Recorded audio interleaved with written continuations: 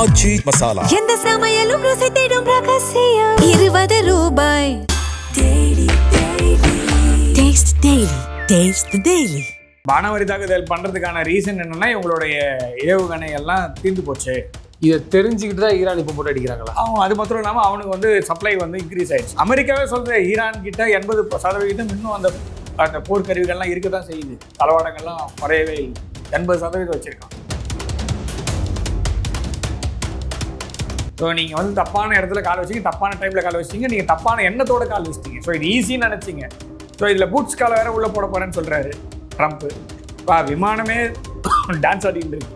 To be frank, இன்னும் ஒரு வாரத்தில் வந்து சைனாலேருந்து நிறைய இராணுவ தளவாடங்கள் வரப்போதான் ஈரானுக்கு. கொடுக்க மாட்டேன்னு நம்புறேன்றாரு ட்ரம்ப்பு. ஸோ இப்போ என்ன தான் பண்ண போகிறாரு ட்ரம்ப்புன்னு புரியல. இது வந்து ஷியா வர்சஸ் சுன்னி முஸ்லிம்ஸ் அந்த மாதிரி தான் போயிட்டு இருக்கு. ஏன்னா ஈராக்கில் இது வரைக்கும் பிரச்சனை இல்லைன்னா இப்போ பிரச்சனை என்னன்னா ஈராக்கில் இருக்கக்கூடிய கிளர்ச்சியாளர்கள், அதாவது ஈரானுக்கு ஆதரவாக இருக்கக்கூடிய கிளர்ச்சியாளர்கள் மீது தாக்குதல்னு சொல்லி மானாவாரி தாக்குதல் அமெரிக்காவும் சவுதி அரேபியாவும் பண்ணுது. ஸோ நீ அவன் மேலே தாக்குறியா, நான் தாக்குறேன் பாருன்னு சொல்லி ஈரான் வந்து ஜோர்டான் மீது தாக்குதல் பண்ணுது. அதே மாதிரி சவுதி அரேபியா மேலே தாக்குதல் பண்ணுது. அந்த எல்லா பிராந்தியத்தில் எல்லாத்துலேயும் தாக்குதல் பண்ணுது. ஈரானுடைய ஆதரவாக இருக்கக்கூடிய யமன் செங்கடல் பகுதியில் இருக்கக்கூடிய சவுதி அரேபியா கப்பல் மீது தாக்குதல் பண்ணுது. சவுதி அரேபியா மீது தாக்குதல் பண்ணி கீழே இருந்து. ஸோ இப்போ 2 சோக் பாயிண்ட்டுகள். அதாவது அராஜகமும் அரகன்ஸும் இருந்ததுன்னா என்ன வேணா பண்ணலாம்னு நினச்சிருந்த எல்லா ஃபோர்ஸ்க்கும் இந்த மாதிரி சின்னதாக வச்சிருக்கிறது வந்து ஒரு பெரிய பதில் கொடுத்துட்டு இருக்கு. ஸோ அதனால் யூஎஸ்ஏ நம்ம இன்னும் பெரிதாக பார்க்கல.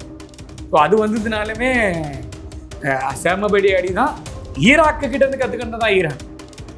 ஈராக்கோடைய போரில் சொபிஸ்டிகேஷன் ட்ரை பண்ணாங்க, எல்லாம் பண்ணி தோற்று போயிட்டாங்க ஈராக். அதில் என்னென்ன அவர்களெல்லாம் இதெல்லாம் இவன் எடுத்து கற்றுக்கிட்டான். ஸோ இந்த கற்றுக்கிட்டதில் இதை வச்சு அடிச்சே தீர்வான்னு சொல்லிட்டு நீ எவ்வளோ பெருசு வேணா எடுத்துனுவான். நான் சின்னதாக 100 வச்சிருக்கேன். நம்பர் தான் முக்கியம். சரி, எந்த 10 போனாலும் பரவாயில்ல, உந்தில் 4 போச்சுன்னா நீ காலி அப்படின்றது தெரியும். விட இருக்கிறதே 4 தான்.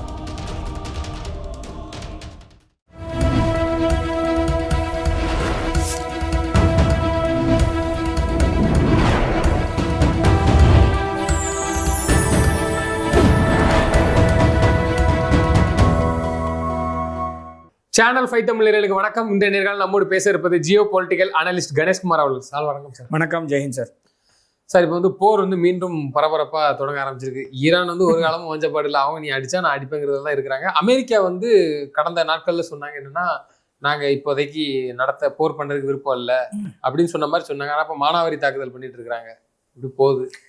மானாவாரி தாக்குதல் பண்ணுறதுக்கான ரீசன் என்னன்னா இவங்களுடைய ஏவுகணை எல்லாம் தீர்ந்து போச்சு. எல்லாத்தையுமே அதாவது என்ன சொல்கிறது, விமான எதிர்ப்பு ஏவுகணை, ட்ரோன் எதிர்ப்பு ஏவுகணை, இதெல்லாம் வந்து நிறைய தீர்ந்து போச்சு. இதை தெரிஞ்சுக்கிட்டு தான் ஈரான் இப்போ போட்டு அடிக்கிறாங்களா? அது மாத்திரம் இல்லாமல் அவனுக்கு வந்து சப்ளை வந்து இன்க்ரீஸ் ஆயிடுச்சு. ஸோ இந்த 4 வாரம் போர் நிறுத்தம்னு சொல்லிட்டு ஒரு 6 வாரம் போர் நிறுத்தம்னு சொல்லி ஆரம்பிச்சு அது 2 வாரத்தில் முடிச்சுட்டு 2 பேர் தாக்கினாங்க இல்லையா. அந்த சமயத்திலே அமெரிக்காவே சொல்கிற ஈரான் கிட்ட 80% இன்னும் அந்த போர்க்கருவிகள்லாம் இருக்க தான் செய்யுது. தளவாடங்கள்லாம் குறையவே இல்லை. 80% வச்சுருக்கான். அவன் என்னங்க ரொம்ப காஸ்ட்லியான, இவனுக்கு தான் பேட்ரியாட்ன்றான், ஏரோன்றான், ரொம்ப கஷ்டமான தளவாடங்களாக இருக்குது, ரொம்ப சொபிஸ்டிகேட்டட் சிஸ்டமாக இருக்குது. அதை ஃபயர் பண்ணுறதுக்கான டெக்னாலஜி அதெல்லாம் வேணும், அதுக்கு ட்ரைனிங் வேணும். அதுக்கப்புறம் வந்து அது வந்து வர்றது வந்து சாதாரணமானதா இல்லை மோசமானதா எல்லாம் பார்க்காது. ஸோ உள்ளே வந்ததுன்னா இதை அடிக்கணும்னு சொல்லிட்டு கிளம்பி போயிடுது. அவன் 20 லட்ச ரூபாய், இவங்க வந்து 10 லட்ச ரூபாயிலேருந்து என்ன சொல்கிறது, 1 கோடி ரூபாய் வரைக்கும் இருக்கக்கூடிய மிசைல்லாம் வந்து சாதாரணமாக பறந்து போகுது இல்லை அந்த சைலோர்லேருந்து. ஸோ எதிர்ப்பு ஏவுகணைன்றது. ஸோ ஒவ்வொரு 20 லட்ச ரூபாய்க்கும் அவனுக்கு ஒவ்வொரு ஏவுகணை அனுப்புறான்னு வச்சுங்க. அது ஏவுகணை மில்லியன் கணக்கில் டாலர் ஆச்சா ஒரு ஏவுகணை, ட்ரோன் எதிர்ப்பு ஏவுகணை. ஸோ இவன் வந்து சாதாரணமாக ஷஹத் ட்ரோன் 130 அதை எடுத்துமே விட்றான் போகுது ஈரானு. அந்த ஏவுகணை செய்கிறது ஒரு கார் செய்கிற வேலைன்னு வச்சுங்க. அந்த ட்ரோன் செய்கிறது அதுக்கு எதிராக அனுப்புகிற அந்த சிஸ்டம் இருக்கு இல்லையா, அது வந்து கோடி ரூபாய் போயிருது. ஸோ இப்போ ஒவ்வொரு 10 லட்ச ரூபாய்க்கும் 1 கோடி வச்சிங்கன்னா யாருக்கு லாஸ்? ஸோ இதுதான் இந்த ஈக்குவேஷனை வந்து ஈரான் வந்து முதல்லேருந்தே பண்ணிட்டு இருக்காங்க. அதுதான் சொல்கிறோம். ஸோ நீங்கள் வந்து தப்பான இடத்துல கால் வச்சிங்க, தப்பான டைமில் கால் வச்சிங்க, நீங்கள் தப்பான எண்ணத்தோட கால் வச்சிட்டீங்க. ஸோ இது ஈஸின்னு நினச்சிங்க. ஸோ இதில் பூட்ஸ் காலை வேற உள்ளே போட போகிறேன்னு சொல்கிறாரு ட்ரம்ப்பு. ஆளுங்களை அனுப்ப போகிறேன். விமானமே டான்ஸ் ஆடிட்டு இருக்கு. டு பி ஃப்ராங்க், விமானங்களும் ட்ரோன்களும் இவங்களோட ட்ரோனுக்கும் அவங்களோட ட்ரோனுக்கும் அவ்வளோ வித்தியாசம் இருக்கு. அந்த ட்ரோனையுமே அவங்க காலி பண்றாங்க ஈரான். இன்னும் ஒரு வாரத்துல வந்து சைனால இருந்து நிறைய ராணுவ தளவாடங்கள் வரப்போதான் ஈரானுக்கு. கொடுக்க மாட்டேன்னு நம்புறேன்றாரு ட்ரம்ப். யாரு? சைனா வந்து கொடுக்காது அப்படின்னு நான் நம்புறேன் அப்படின்னு சொல்றாரு. சைனா எதிரையும் ஒரு சாங்ஷன்ஸ் போடுறாரு. இப்ப நம்மளுக்குமே ஒரு தனியா இது வருது பாத்தீங்களா, டாரிஃப். நம்மளுக்கு எல்லாம் 10, சைனாவுக்கெல்லாம் 12% எக்ஸ்ட்ரா டாரிஃப் அப்படின்னு போடுறாரு. பார்மசூட்டிக்கல் திங்ஸுக்கெல்லாம் 200% டாரிஃப். ஸோ அவர் எந்த உலகத்தில் வாழறாரு, அமெரிக்க மக்கள்னா எந்த உலகத்தில் இருக்காங்கன்னு தெரியல. இதே மாதிரி நாடு பிடிச்சி ஆயில உறிஞ்சே பொழைச்சிடலாம் அப்படின்னு நினைக்கிறாங்களா? ஈரான் ரொம்ப தெளிவாக இருக்காங்க. ஸோ நீ என்ன தாக்குதல் பண்ணுறோ அதுக்கு பதில் தாக்குதல் நான் பண்ணுறேன். ஹார்மூஸை மூடி இருக்கு அப்படின்ற அதுதான் கரெக்ட். ஹார்மூஸ் வந்து இன்னும் மூடப்பட்டு தான் இருக்கு. IRGCயோட நேவல் கமாண்ட் தான் அது பண்ணிட்டு இருக்காங்க. அதுக்கு மேலே திரும்ப இன்னொரு பிளாக்கேட் போடுறாங்க இவங்க US. அதனால உலகமே வந்து இந்த பக்கம் அதை விட்டுட்டு வேற பக்கம் போயிடலான்னு சொல்லிட்டு வேற பக்கம் ஆயில் எடுத்துட்டு இருக்காங்க. ஸோ இப்போ என்னதான் பண்ண போறாரு ட்ரம்ப்னு புரியல. ஸோ நடுவில் கூட ஒரு கார்ட்டூன் ஒன்று பார்க்க ரொம்ப நல்லா இருந்துச்சு. ஸோ ஒரு இன்ஃபினைட் லூப்ல மாட்டின்னு இருக்க மாதிரி நடந்து சுத்தின்னு இருக்க மாதிரி இந்த குணா படம் வரும். அந்த படத்துல வந்து கமல் சார் வந்து சுற்றி பேசுற மாதிரி அந்த மாதிரி தான் ட்ரம்ப் பேசிட்டு இருக்காரு. தவிர யார் பேசுறது கேட்குறாங்க அதெல்லாம் எதுவுமே இருக்கிற மாதிரி தெரியல. ஸோ பெரிய அதாவது இது வந்து ஈரான் வந்து ஜோர்டன் மீது தாக்குதல், இந்த பக்கம் சவுதி அரேபியாவும் US-ம் சேர்ந்து ஈராக்ல தாக்குதல், ஈராக்ல இருந்து அமெரிக்க படைகள் வெளியேறுகின்றன. ஈராக்ல இந்த ஹூத்தி படையினர் மீதா இல்ல யமன்ல தான் ஹூத்தி இருக்கு. சாரி, அப்ப ஈராக்ல என்ன இது ஈரான் ஆதரவு படைகள் இருக்கு. அதான் நம்ம முன்னாடி பேசும்போதே பார்த்துருக்கோம் இல்லையா? ஸோ அங்க வந்து ஷியா பிரிவை சார்ந்தவர்கள் ஈராக்ல இருக்காங்க.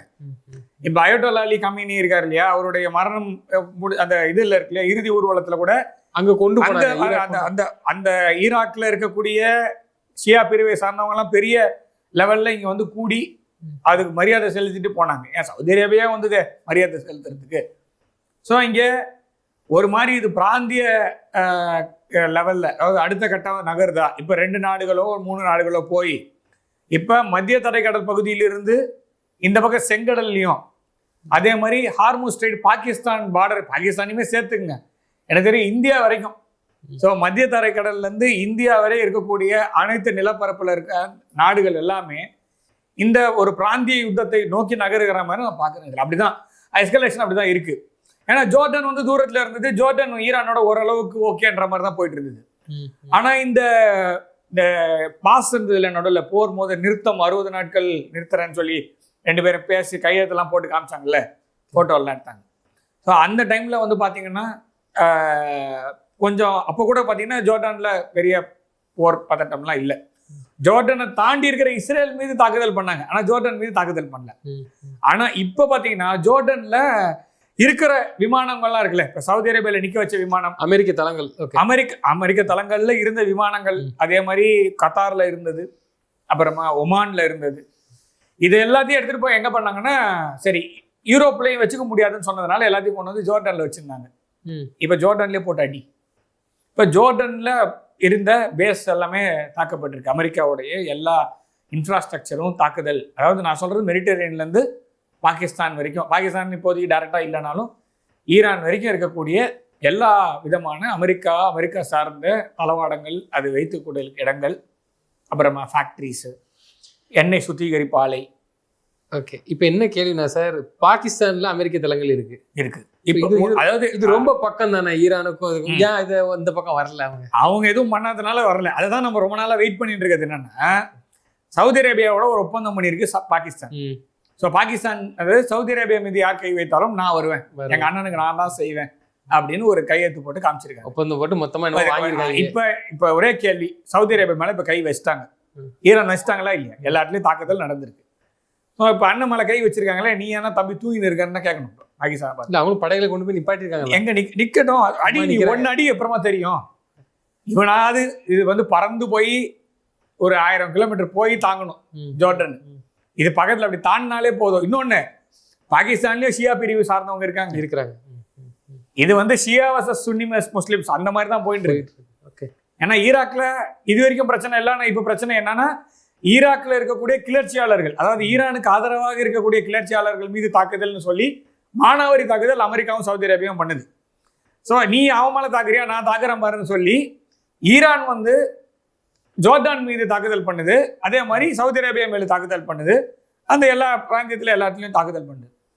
ஈரானுடைய ஆதரவாக இருக்கக்கூடிய யமன் செங்கடல் பகுதியில் இருக்கக்கூடிய சவுதி அரேபியா கப்பல் மீது தாக்குதல் பண்ணுது. சவுதி அரேபியா மீது தாக்குதல் பண்ணி கீழே இருந்து. ஸோ இப்போ 2 சோக் பாயிண்ட்டுகள். ஒன்று வந்து பபல் மந்தாப் அப்படின்னு சொல்லப்படுகின்ற செங்கடலிலிருந்து கல்ஃப் ஆஃப் ஒமன் நோக்கி வரக்கூடிய கப்பல். சுயஸ் கெனால் வரணும், சுயஸ் கெனால்லேருந்து பபல் மந்தாப் வரணும், பபல் மந்தாப்லேருந்து இது வருது. செங்கடலில் வந்து பபல் மந்தாப் தாண்டின உடனே உங்களுக்கு கல்ஃப் ஆஃப் ஒமான். ஸோ இந்த சைடில் அதாவது வெளியில் வந்து கப்பல் மூவ் ஆகணும்னு வச்சுக்கோங்க. பாகிஸ்தான் பக்கம் கப்பல் நகருதுன்னா ஐசிஸ் இல்லாமல். ஸோ இப்போ இந்த பக்கமும் பிளாக் ஆகுது மேலே இருந்து. ஸோ ஹார்மோஸ் ஸ்ட்ரைட்லேருந்து வந்து கல்ஃப் ஆஃப் ஒமன் போனாலும் பிரச்சனை. ஸோ இப்போ வரணும்னா ஒன்று டைரெக்டாக பபல் மண்டாப்லேருந்து வெளியில் வந்த உடனே நேராக கல்ஃப் ஆஃப் ஒமன் பக்கம் போகாமல் நேராக வந்தான்னா தப்பிச்சான். திரும்ப அந்த பக்கம் போகிறேன் அப்படின்னா, கல்ஃப் பக்கம் போகிறேன் அப்படின்னா கஷ்டம். ஸோ அப்போ அந்த பக்கம் இருக்கக்கூடிய என்ன சொல்கிறது, கத்தாருக்கோ இல்லை யூஏஇக்கோ இல்லை ஒமானுக்கோ ஏதாவது பொருட்களை ஏற்றிக்கொண்டு செல்ல வேண்டும் என்று கஷ்டப்படுவாங்க. இல்லை இப்போ ஜோர்டானில் இங்கே வேற எங்கேயுமே வழி இல்லைன்னு சொல்லி தளங்களையும் விமானங்களையும் அங்கே தூக்கி நிப்பாட்டி வச்சிருக்காங்களா. இப்போ அங்கேயும் மரணடி விழுது. அடுத்து எங்கே தான் போவோம்? அமெரிக்கா காலி தான் பண்ணணும், மொத்தமாக பேக் பண்ணிட்டு போகணும். ஏன்னா இஸ்ரேலில் அடி வாங்கி இல்லை அமெரிக்கா போகணும்னு நினைக்கிறீங்க நீங்கள்? வேற என்ன ஆப்ஷன் இருக்கு அமெரிக்கா? சப்போஸ் ஆப்ஷன் இல்லைன்னா ஒருவேளை அடுத்த தளங்கள் எங்கன்னா பாகிஸ்தானோ இங்கே எங்கேயா வந்துன்னா வருமா? பாகிஸ்தான் வந்ததுன்னா தாலிபானுக்கு ரொம்ப சந்தோஷம் வச்சு எழுத்து. ஆமா, ஏன்னா அவன் ரெடியா அவன் வந்து ஈரானுக்கு அவன் கேட்டான். அதாவது அமெரிக்கா வந்து கேட்டது என்னன்னா தாலிபான் கண்ட்ரோல்ல இருக்கக்கூடிய அந்த பேஸ் வேணும், பக்ராம் பேஸ் வேணும்னு சொல்லி கேட்டான். பக்ராம் பேஸ்ன்றது சோவியத் யூனியன் காலத்துல செஞ்சது. அதுவும் அமெரிக்கா பண்ணல, அது சோவியத் யூனியன். அமெரிக்கா வந்து புதுப்பிச்சிருக்காங்க. புதுப்பிக்கல. நம்ம முன்னாள் முதல்வர் கருணாநிதி அவர்கள் சொல்ற மாதிரி பாம்பு கரையான் புத்தெடுக்க பாம்பு கருணாக வந்து பூந்தது போலன்னு அதை கட்டினது ஆப்கானிஸ்தான்ல இது சோவியத் யூனியன் அவங்க பண்ணது. அதை வந்து அமெரிக்கா போய் பிடிச்சிட்டாங்க, அதை மேம்படுத்துறாங்க. அது அவங்களுக்கு தேவையானபடி அவங்களுடைய விமானங்கள்லாம் இறங்குற மாதிரி அவன் வச்சிருப்பான சில விமானங்கள்லாம் அது இறங்குற மாதிரி வச்சிருக்கான். அதை வந்து எனக்கு வேணும்னு கேட்கும்போது முடிஞ்சா பிடிச்சிக்கோ வந்து எடுக்கிறது. அதே மாதிரி அந்த ஊஞ்சல் ஆடினாங்க, ஞாபகம் இருக்கா? இந்த ஹெலிகாப்டர்ல ஊஞ்சல் ஆடினாங்களே, ஹெலிகாப்டர் ரெக்கையில கயிறு கட்டி இந்த விஸ்வரூபம் படத்துல ஊஞ்சல் ஆடின மாதிரி ஆடினாங்க இந்த அமெரிக்கா வெளில போன உடனே. நீங்க சொன்னீங்களே அமெரிக்கா வெளில போகுமான்னு, ஆப்கானிஸ்தான்ல என்ன நடந்தது? வெளில தானே போனாங்க, ஃபிளைட்ல இருந்து வந்து செத்தாங்க, ஞாபகம் இருக்கா? ஜனங்கள்லாம் எல்லாரையும் விட்டுட்டு கைட்டி விட்டு போனாங்க. இல்ல ஆப்கான்ல தானே இப்ப அந்த தலைமை இருக்குது. அதான் ஆப்கானிஸ்தான் தலைமை தான் அது. அங்க வேலை இவங்களுக்கு வேலை பார்த்தவங்க எல்லாரையும் விட்டுட்டு கைட்டி விட்டுட்டு இவனுக்கு மாத்திரம் கிளம்பி ஃபிளைட்ல போயிட்டானுங்க. மிச்சவெல்லாம் அடி வாங்கி அங்க ஊர்ல லோக்கல்ல இருக்கவங்க வாங்குவானே வாங்க மாட்டாங்க, வச்சு வாங்குவாங்கன்னு வாங்கினாங்க. ஸோ அப்போ அந்த இடத்துல அந்த பேஸ் வேணுன்றத கேட்கும் போது அது கூட விட்டுட்டு போன தளவாடங்களும் வேணும்னா முஞ்சா வந்து எடுத்துன்னு போகணும். அது அங்கேயே தான் இருக்குது, முஞ்சா வந்து கை வச்சு எடுத்துன்னு போகணும். ஸோ இதுதான் ப்ராப்ளம். ஸோ பாகிஸ்தானில் பேஸ் இருக்குது, அந்த பேஸை திரும்பி இன்னொரு பேஸ் கட்ட போகிறேன், மேம்படுத்துவேன், நீ என்னென்ன பண்ணிக்கோ. தரைப்படையெல்லாம் உள்ளே பூந்துதுன்னு வச்சுங்களேன் ஈரான்லேருந்து, அது வேற மாதிரி தான் இருக்கும். இன்னொன்று, உங்களுக்கு ஈரானில் இந்த பக்கம் மலை, அந்த அதாவது ரொம்ப ஹார்ஷான டெரைன் அந்த பக்கம், நான் சொல்கிறது வந்து செங்கடல் பகுதியிலேருந்து மேலே ஏறினீங்கன்னா போக முடியாது. ஸோ பாகிஸ்தான் சைட்லேருந்து உள்ளே பூந்து ஏதாவது பண்ணணும்னு நினச்சா கூட அந்த டெரைன் முதல்ல பாகிஸ்தானுக்கு வந்து போரிடும் திறமை அது இருந்ததுன்னா இவ்வளோ நாள் ஏதாவது காமிச்சிருப்பாங்க. ஸோ இது அங்கெல்லாம் இளைச்சவன் ஒருத்தன் 10 பேர் இருப்பான்ல, அவனை மாத்திரம் அடிக்கிறதுக்கு தான் பாகிஸ்தான் ஆர்மி வந்து இருக்கும். பொதுமக்கள் மீது அடக்குமுறை கட்டவிழ்த்து விடுது, பொதுமக்களை கொன்று குவிப்பது. இப்போ பிஓகேல பண்ணுறாங்க இல்லையா, முன்னாடி ஈஸ்ட் பாகிஸ்தானில் பண்ணாங்க இல்லையா, பாலஸ்தீனில் பண்ணியிருக்காங்க. ஒரே ஒரு வாரத்தில் 70,000 பேர் கொண்டு இருக்காங்க. ஸோ அந்த மாதிரி வேலையெல்லாம் கூலிக்கு போய் கூலிப்பட தான், அதான் மர்சனரி மாதிரி தான். ஸோ உன் ஊரில் இல்லை, உன் சண்டை இல்லை, வேற இடத்துல இந்த புலிகேசி படத்தில் வரும், யானைப்படை இல்லையான யானைப்படை வெளியே போயிருக்குதுங்க, அந்த மாதிரி இந்த வேற எங்கேயா போய் சண்டை போட உங்கள் ஊரில் அடி வாங்கியிருக்கான். 1948 இன்னி வரைக்கும் செம்ம அடி. இது வரைக்கும் ஒரு போர் கூட ஜெயிச்சது கிடையாது. நம்ம மெடல்லாம் பார்த்தீங்கன்னா கூட்டலும் பெருகலமாக போட்டுன்னு இருப்பானுங்க எல்லா பாகிஸ்தான் ஆர்மி பேருன்னு வச்சுக்கிட்டு. ஸோ அந்த மாதிரி இருக்கக்கூடிய ஒரு இராணுவம் ஈரான் அமெரிக்காவுக்கு உள்ள டஃப் கொடுக்குறான். இது வரைக்கும் பூட்ஸ் காலே உள்ள வைக்கல. ஒருவேளை அமெரிக்கா பண்ணுச்சுன்னா செத்துது. நான் என்ன சொல்றேன்னா, பூட்ஸ் கால் வைக்காத போது நீ சொல்ற மாதிரி 50 வருஷம் பின்தங்கி இருக்கக்கூடிய ஒரு விமானப்படை வைத்து கொண்டு இருக்கக்கூடிய ஒரு நாடு ஈரான் வச்சுப்போம். நேவியே இல்லாத ஒரு நாடு அப்படின்னு நான் மொத்த நேவியை அழிச்சிட்டேன்றாரு யாரு ட்ரம்ப். இது வரைக்கும் ஈரானை வந்து 100 தடவை அழிச்சான்னு சொல்றாரு. இருந்தாலும் ஜெயிக்க முடியல. என்ன புட்டினே பாராட்டி இருக்கிறாரு குட்டி போட்டை வச்சு. அப்படி அதுதான் யூஎஸ்வி அப்படின்னு ஒன்று இருக்கு. அதான் யூஏவி அப்படின்றது ஷாயத் அப்படின்னா யூஎஸ்வின்னு இன்னொரு அவங்க கடல் மேலே தண்ணி மேலே போகிற மாதிரி ஒரு டெக்னாலஜி வச்சுருக்காங்க. ட்ரோனு ஆனால் தண்ணியில் போகும். அது வந்து பெரிய பெரிய கப்பலாக இருந்தாலுண்ணே அதான் சொல்கிறேன். பெருசாக எவ்வளோ பெரிய கப்பல் வேணா வச்சுக்கோ, ஒரு ஓட்டை போதும்ல. எவ்வளோ பெரிய கப்பல் வேணா இருந்தாலும் அது மேலே எவ்வளோ விமானம் 120 விமானம் தாங்கு கப்பல், 200 விமானம் தாங்கு என்ன வேணா வச்சுக்கோ. உங்கள் கப்பலில் ஒரு ஓட்டை போகிறதுக்கு எனக்கு ஒரு சின்ன அதே 20 லட்சம் ரூபாய் காற்றுல போகிறதுக்கு போல தண்ணியில் போகுது. தண்ணி கடியில் போகிறது ஏதாவது வச்சுருந்தானா இன்னும் சூப்பரு, ஒன்றும் கேட்கவே வேணாம். அதாவது அராஜகமும் அரகன்ஸும் இருந்ததுன்னா என்ன வேணா பண்ணலாம்னு நினச்சிருந்த எல்லா ஃபோர்ஸ்க்கும் இந்த மாதிரி சின்ன சின்னதாக வச்சுருக்கிறது வந்து ஒரு பெரிய பதில் கொடுத்துட்ருக்கு. ஸோ அதனால் யூஎஸ்வியை நம்ம இன்னும் பெரிதாக பார்க்கல. ஸோ அது வந்ததுனாலுமே செமபடி அடி தான். ஈராக்கு கிட்டேருந்து கற்றுக்கிட்டு தான் ஈரான். ஈராக்கோடைய போர்ல சொபிஸ்டிகேஷன் ட்ரை பண்ணாங்க, எல்லாம் பண்ணி தோத்து போயிட்டாங்க ஈராக்கு. அதுல என்னென்ன தவறுகள் இதெல்லாம் இவன் எடுத்து கத்துக்கிட்டான். ஸோ இந்த கத்துக்கிறதுல இதை வச்சு அடிச்சே தீர்வோம்னு சொல்லிட்டு நீ எவ்வளவு பெருசு வேணா எடுத்துனுவான். நான் சின்ன சின்னதாக 100 வச்சிருக்கேன். நம்பர் தான் முக்கியம். சரி எந்த 10 போனாலும் பரவாயில்ல, உந்துல 4 போச்சுன்னா நீ காலி அப்படின்றது தெரியும். உங்ககிட்ட இருக்கிறதே 4 தான், என்கிட்ட 100 இருக்கு. எந்த 10 போனாலும் உந்துல 4 போச்சுன்னா நீ காலி அப்படின்ற நம்பர்ல அந்த நம்பர் கேம்ல தான் ஆடுறாங்க. ஸோ சிம்பிளா சொல்லணும்னா சின்னதா இருக்கேன்னு நினைக்க வேணாம். உருவு கண்டு எல்லாமே வேண்டும், ஒரு பெருந்தேருக்கு அச்சாணி அன்னார் உடைத்து. அதாவது ஈரான் ஷயத் ட்ரோன் உடைத்துன்ற மாதிரி தான் பார்க்க வேண்டியதாக இருக்கு. சார் இப்போ இந்த போருக்கு மத்தியிலையும் கூட கச்சா எண்ணெயின் விலை வந்து பேரலுக்கு $90. இந்த உயர்வு வந்து வேற எங்கன்னா சார் தாக்கத்தை ஏற்படுத்தும்? நம்ம $1 வரை. ஆமா, ஓகே. அது தாக்கம்னா உலகம் முழுக்க நீங்க ஆயில் பேசேஜ் வந்து 2-3 இடத்து வழியா தான் வரணும்னு வச்சுங்க, எடுத்துட்டு போறது உலகளாவிய இடத்துல. ஸோ ஒன்று ஹர்மோஸை மூடிட்டாங்க. இப்போ பேபல் மந்தாப் க்ளோஸ் ஆகுதுன்னு நான் சொல்கிறேன். ஏன்னா யமன் போருக்குள்ளே வருது.